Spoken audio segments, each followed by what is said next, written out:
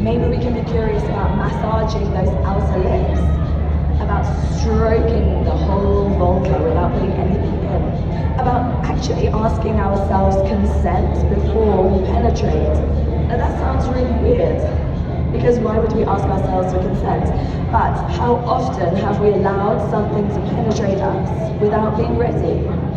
So this is actually reclaiming and empowering ourselves to just check in, are we ready? Do we actually feel ready?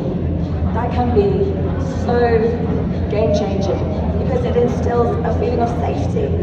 And safety is essential for women to experience orgasm, because when we experience orgasm, there's a part of our brain that has to shut down, called the amygdala, and that is responsible for scanning for threats.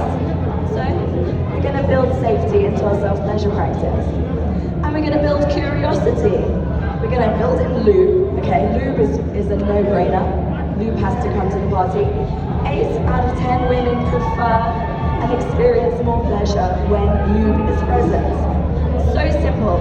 It just reduces friction on these delicate tissues, those inner labia. If you just add lube, it feels so much better. They can tolerate more stimulation. And there's so much pleasure to be had there. You might not be able to see from here, but on this vulva, under the clitoris, here's the vagina. There's another opening here. You see that little tiny little opening here? That is the urethra. This is where you pee from. So you don't pee from the vagina, you pee from the urethra. Tonight I challenge you to go find your urethra. You'll have to maybe move through the lips to get in there, have you? This is surrounded by erectile tissue. This is called the U-spot. I know you've heard of the G-spot. The U-spot is right here. This area surrounding the urethral opening has the potential for pleasure and to be orgasmic. But it's going to like a very light, gentle, slow, conscious touch. So taking your time, adding lube, stroking, and just getting curious. You never know what spots you have that you might unlock.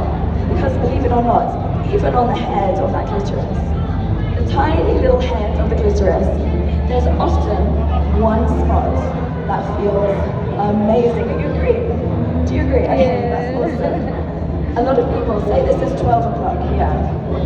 2 p.m. or 2 a.m. 2 o'clock can feel amazing. But maybe it's 6 o'clock for you. The only way you can know is to explore and be patient.